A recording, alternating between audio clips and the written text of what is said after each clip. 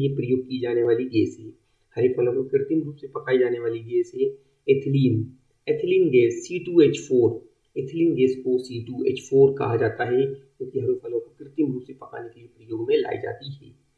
Ethylene gas का formula है C2H4, जिसका उपयोग फलों को कृत्रिम रूप से पकाने के लिए उपयोग में लाया जाता है।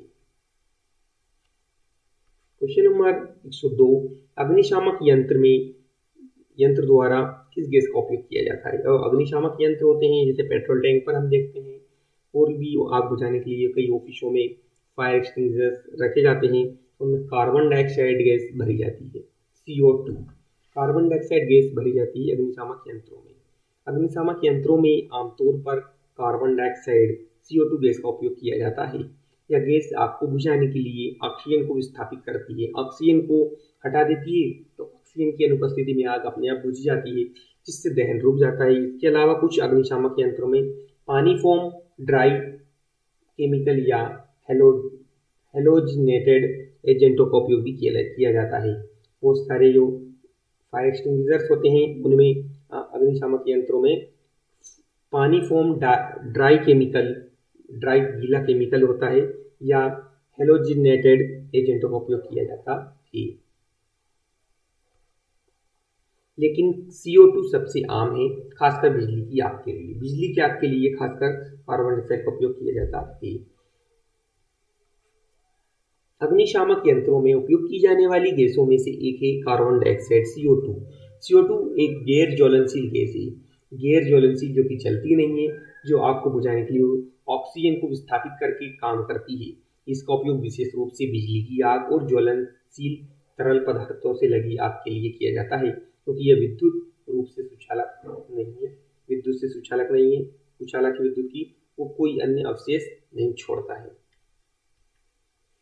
अन्य प्रकार के अग्निशामक यंत्रों में शामिल है पानी। पानी का उपयोग ठोस पदार्थों जैसे लकड़ी, कागज से लगी आग को बुझाने के लिए किया जाता है। फोम का उपयोग तेल और पेट्रोलियम जैसी तरल चीजों से लगने वाली आग को बुझाने के लिए किया जाता है। फोम का ड्राई केमिकल पाउडर का उपयोग विभिन्न प्रकार की आग जैसे कि बिजली की तरल ठोस पदार्थों से लगी आग को बुझाने के लिए किया जाता है। हेलोजिनेटेड एजेंट्स, हेलोजन जैसे हेलोन 1211 1211 और हेलोन 1301 गैस की आग को रासायनिक प्रतिक्रिया को रोकती है, लेकिन अब इनका उपयोग कम किया जाता है क्योंकि वे ओजोन परत को नुकसान पहुंचाते हैं। ध्यान रखना महत्वपूर्ण है कि विभिन्न प्रकार की आग के लिए अलग अलग प्रकार के अग्निशामक यंत्र का उपयोग किया जाता है। अग्निशामक यंत्र भी अलग अलग होते हैं। पानी का अग्निशामक यंत्र, फोम का, ड्राई केमिकल का, हेलोजिनेटेड का, तो सभी का अलग अलग प्रकार का काम होता है। क्वेश्चन नंबर 103 है हमारा, जल का घनत्व अधिकतम किस तापमान पर होता है? जल का अधिकतम घनत्व 4 डिग्री सेल्सियस पर होता है। 4 डिग्री सेल्सियस पर जल का अधिकतम घनत्व होता है। जल का घनत्व 4 डिग्री सेल्सियस पर अधिकतम होता है। इस तापमान पर जल के अणु सबसे पास होते हैं, जिससे वह अन्य किसी भी तापमान की तुलना में अधिक सघन होता है। जब पानी को 4 डिग्री सेल्सियस पर तापमान पर ठंडा किया जाता है, फिर यह फिर से फैलना शुरू हो जाता है। यही कारण है कि बर्फ पानी पर तैरती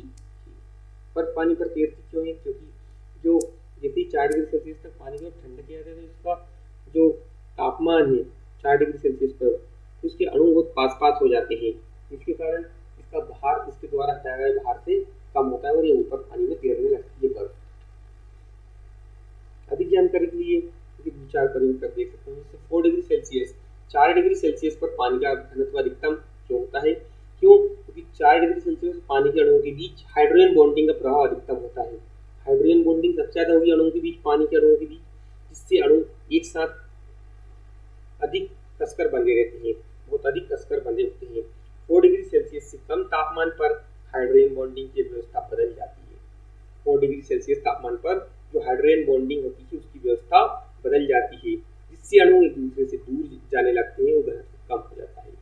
4 डिग्री सेल्सियस से अधिक तापमान पर पानी का घनत्व, जैसे जैसे तापमान 4 डिग्री सेल्सियस से ऊपर बढ़ता है, पानी के अणुओं की गति ऊर्जा बढ़ जाती है। जैसे जैसे पानी का घनत्व बढ़ा रहे हैं, 4 डिग्री से ऊपर कर रहे हैं, 5, 10, 15, तो पानी की जो अणुओं की गति बढ़ती जाती है, जिससे एक दूसरे से दूर होने लगते हैं, घनत्व कम हो जाता है। घनत्व उसका कम हो जाता है। पानी का घनत्व बर्फ का घनत्व पानी के घनत्व से कम होता है। बर्फ का घनत्व पानी से कम है, यही कारण है कि बर्फ पानी पर तैरती है। 4 डिग्री सेल्सियस पर पानी का घनत्व अधिकतम होता है और अब 0 डिग्री सेल्सियस पर जमता है, इसका आयतन बढ़ जाता है और घनत्व कम हो जाता है, जिससे बर्फ बन जाता है। वायु में ध्वनि तरंग अनुदैर्घ्य तरंगों का उदाहरण है। वायु में ध्वनि तरंग जो होती है अनुदैर्घ्य तरंगों का उदाहरण होती है। वायु में ध्वनि तरंग अनुदैर्घ्य तरंगों का एक उदाहरण है। व्याख्या: अनुदैर्घ्य तरंगे वे तरंगे होती हैं जिनमें माध्यम के कण तरंग के संचरण की दिशा के समांतर कंपन करते हैं। अनुदैर्घ्य तरंग वो तरंग होती हैं जिनमें माध्यम के कण, जो भी माध्यम है हमारा, उसके कण तरंग की संचरण की दिशा में समांतर कंपन करते हैं। वायु में ध्वनि तरंगे संपीड़न और विरलन के रूप में फैलती है, जहाँ वायु के कण आगे और पीछे कंपन करते हैं, जिससे ध्वनि ऊर्जा का संचरण होता है।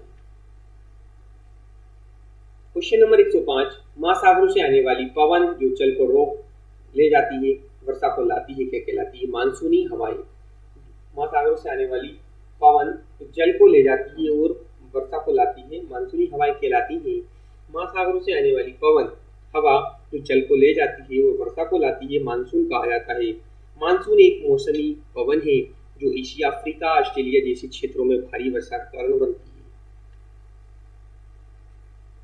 देख लेते हैं। मानसून जैसे हिंदी में पवन या वर्षा भी कहा जाता है, एक मौसमी हवा का पैटर्न है जो महासागरों से भूमि की ओर होती है, जिससे भारी वर्षा होती है। यह हवाएं अपने साथ पानी की वाष्प लाती है और वर्षा के रूप में बरसती है, जिससे मानसून के मौसम में भारी बारिश होती है। मानसून के प्रकार: ग्रीष्मकालीन मानसून, यह हवाएं आमतौर पर महासागरों से भूमि की ओर बहती है, जिससे गर्मी के मौसम में भारी वर्षा हो सकती है। शीतकालीन मानसून, यह हवाएं आमतौर पर भूमि से महासागरों की ओर होती है,